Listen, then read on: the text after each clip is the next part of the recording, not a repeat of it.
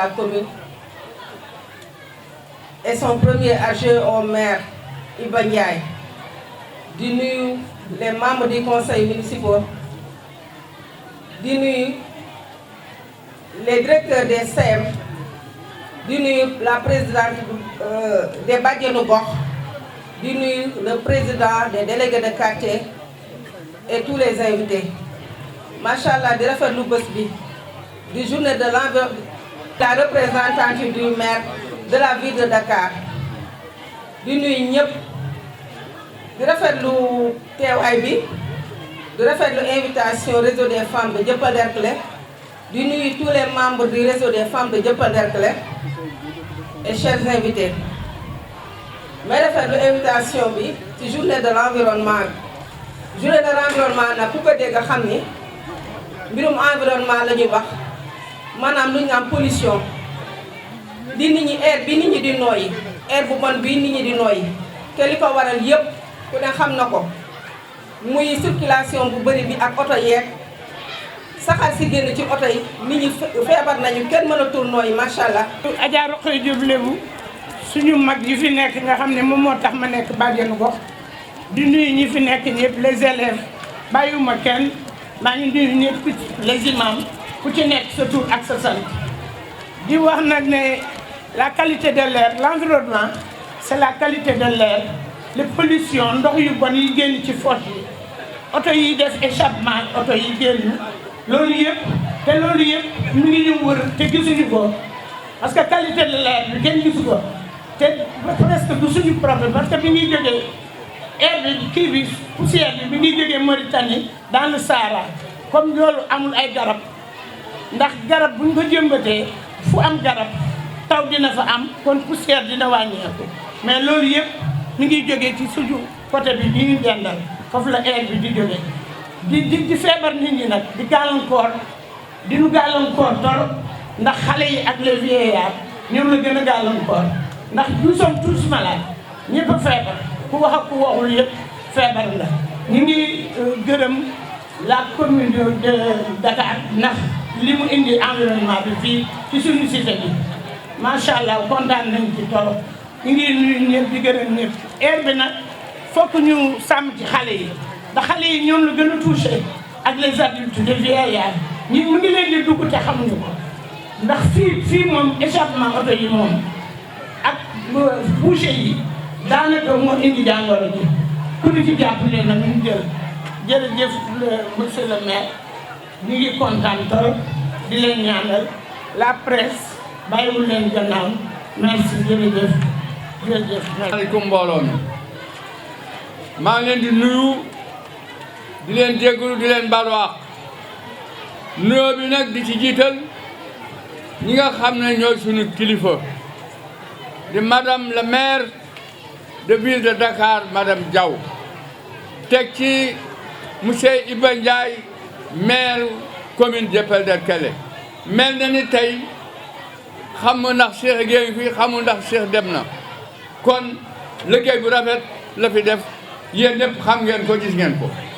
kon nag dañ koy ñaanal yàlla yàlla na ko yàlla may wér ak njabootam ak may ko boole bépp jullit maa ngi nuyu nag sama délégué yi nga xam ak ñoom a ànd ñoom ñëpp ñu ngi fi toog di nuyu jàngalekat yi di nuyu nag sama sët yële parce que kat yëf yi bu neexee suñu sët yëlee ko neexal muy xale yu ndaw yee di tàccu di nuyu ñëpp li ngeen di wax nag mbabat am nga loo wax léegi mais am nga loo fàtte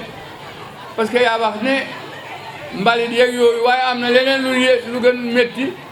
loo xam ne war nañ ko wax jege yéen sama jigéen yi sama jabar sama soxna yi sama doom yi sama sët yi jigéen nemmale bi ngeen di def nemmale bi tam day neex na ci bakkan waaye day rey xol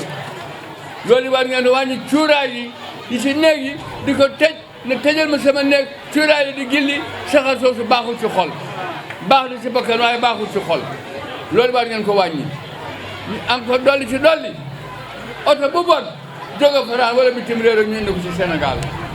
saxar soosu ak oto mbalit bu gaaree saxar si muy génne loolu moo gën a bon lépp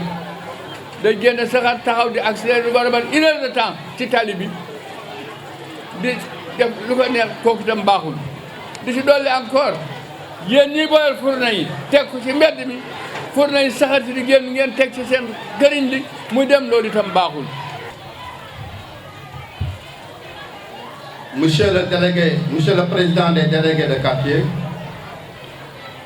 Madame la présidente des Badianou Gox, Madame la présidente du réseau des femmes, chers collègues du conseil municipal, Mesdames, Messieurs, en vos rangs, titres et qualités, chers invités, au nom de Monsieur le maire Cheikh Gueye, du conseil municipal et des populations de la commune de Dieuppeul-Derklé, je me permets de remercier la ville de Dakar et de souhaiter la bienvenue à nos honorables invités. C'est avec plaisir et un grand honneur que la commune de Dieuppeul-Derklé vous accueille à l'occasion de la journée de l'environnement.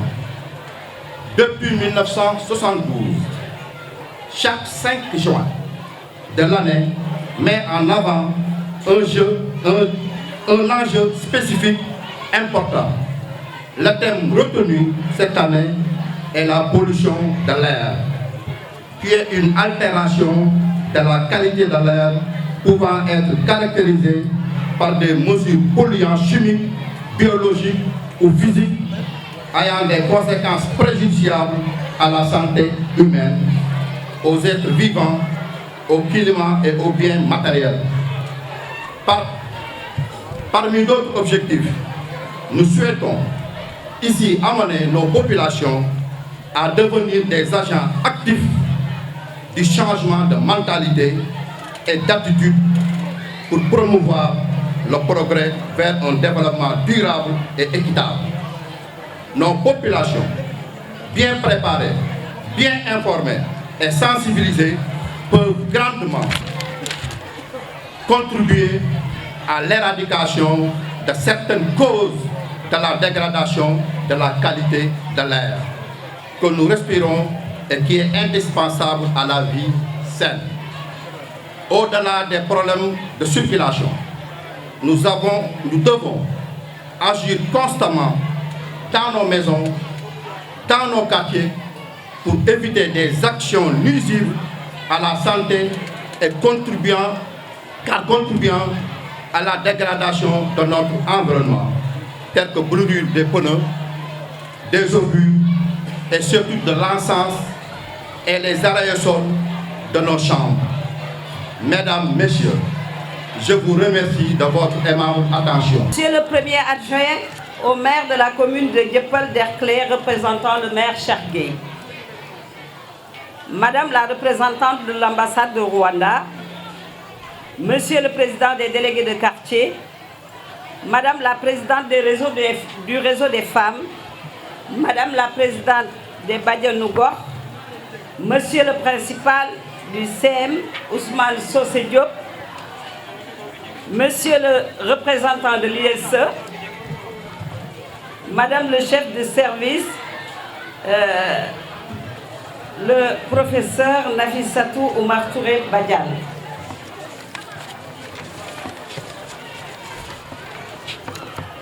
Mesdames, Messieurs, l'honneur nous est fait ce matin d'être là pour représenter Madame le maire, Soham El Wardini, qui également est absente du territoire sénégalais, pour communier, mais célébrer avec vous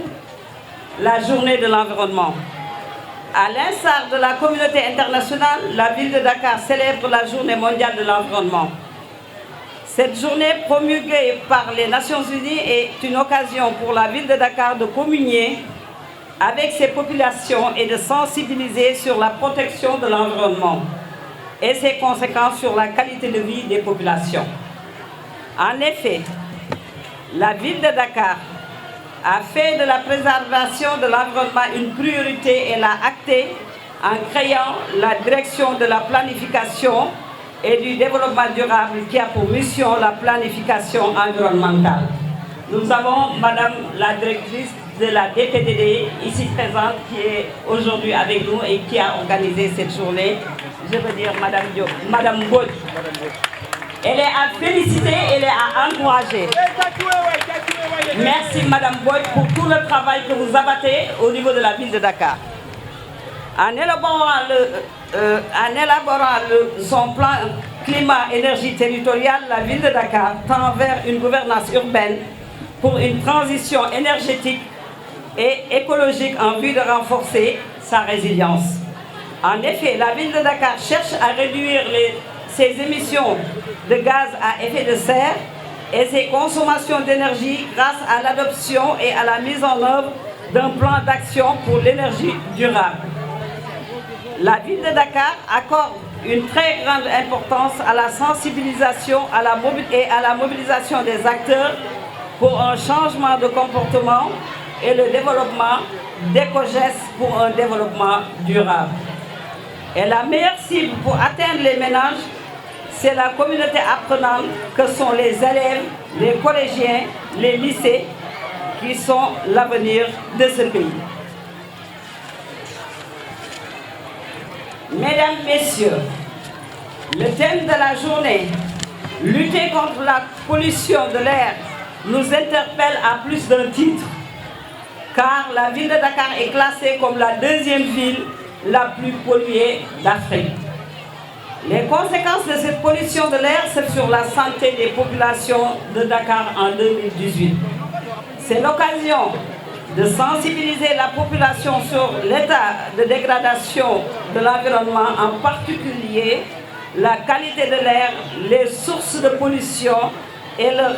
impacts sur la santé des populations. C'est la raison pour laquelle la ville de Dakar est en partenariat avec le Centre de gestion de la qualité de l'air. Une bonne information et une bonne sensibilisation contribuera à l'amélioration de la qualité de l'air. La commune de Dieuppeul qui accueille la cérémonie d'aujourd'hui donne l'exemple en reboisant pour devenir une commune verte. La commune de Derklé, nous vous remercions encore. D'accord. Cher public, même le fait de planter des fleurs ou un arbre dans sa maison peut contribuer à la lutte contre la pollution de l'air. Je vous invite donc à planter chacun un arbre, des fleurs. Si vous avez de l'espace dans vos maisons ou devant la maison, et de les entretenir. Mesdames, Messieurs, nous sommes peut-être au terme de notre speech, mais je voudrais, ou j'espère, que cette manifestation sera le début d'une prise de conscience que la pollution de l'air est un enjeu de développement durable, car représentant un risque environnemental, et que désormais, nous tous, nous agirons pour l'amélioration de la qualité de l'air. Je vous remercie de votre aimable attention. Maintenant, je vais parler un peu en wolof pour mieux sensibiliser nos cibles. Encore merci Madame Mbodj de me le rappeler. Kon nag dañuy sant ñu gërëm encore une fois commune Derklé bi nga xam ne moom moo accepté tey recevoir la journée de l'environnement bi nga xam ne tey mairie Dakar dafa ko def ci maanaam loo xam ne ni tey jii àdduna yëpp ñu ngi koy màggal ndax it environnement dafa am solo ñi fi jaar jiituma léegi wax nañ ko waaye dañuy tënkaat rek parce que tey suñu thème tey ci journée internationale bi mooy la pollution de l'air loolu nag dafa jaroon ñuy càkk rajo jaroon ñuy dugg ci population yi mais jaroon waxtu wu nekk ñu leen di wax ak di leen fàttali ne fii ñu nekk Sénégal dafa nekk ñaareelu réew bi nga xamante ni moo gën a polluer ci Afrique loolu nag bu ñu koy wax dootul doon jiital ci Sénégal mais day dekk leneen ñu wax nag ci tënk rek ne tey jii pollution air boobu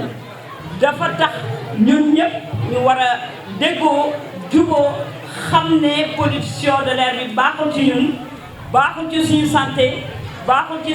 santé population yi te dafay contribuer bu baax a baax ci li nga xam ne moom la ñuy wax les changements climatiques kon nag muy góor muy jigéen ñu njëkkee ko ci suñu kilifa yu baax yi ñu fi fekk muy délégué de quartier yi muy bàjjenu gox yi muy ñi nga xam ne ñoo représenté association femmes yi muy jeunes yi muy élèves yi muy collégiens yi ñu ngi leen di rappeler ne pollution air bi baaxul te nit ki mënul def lenn bu fekkee ne amul santé te pollution de l'air àndul ak santé publique kon nag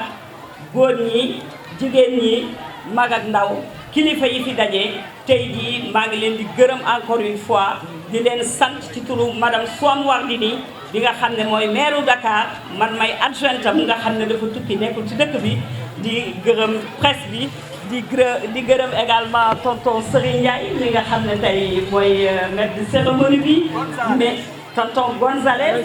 que nous suivions depuis ñu nekk xale suñu tonton alors ñu ngi sant di gërëm bu baax madame Mbodj ak équipe bi ko accompagné yëpp ak it partenaire am yi muy PCT ak ñëpp macha allah tabarakallah yàlla nañu yàlla may ñu dajewaat ci yeneen daje encore une fois je vous remercie jërëjëf dañu moytu ànd yi bu baax nag cuuraay yi neex na waaye nag nañ ko moytu jërëjëf. Madame le maire jërëjëf tàccuwee applaudissez les enfants madame le maire Woré Diaw bien jërëjëf waay jërëjëf tey salaam xam naa ñu bari bu ñuy wax Serigne Ndiaye yam foofu rek xam nga dafay xaw mais officiellement je m'appelle Serigne Gonzalez Ndiaye sur l'état civil c'est bien ça hein pour la presse c'est bien ça alors Serigne Gonzalez Ndiaye je m'appelle et voilà c'est pas un nom d'emprunt hein c'est pas un pseudonyme n'est-ce pas alors voilà donc nous allons passer au panel sur la pollution de l'air pour nos amis les journalistes vraiment.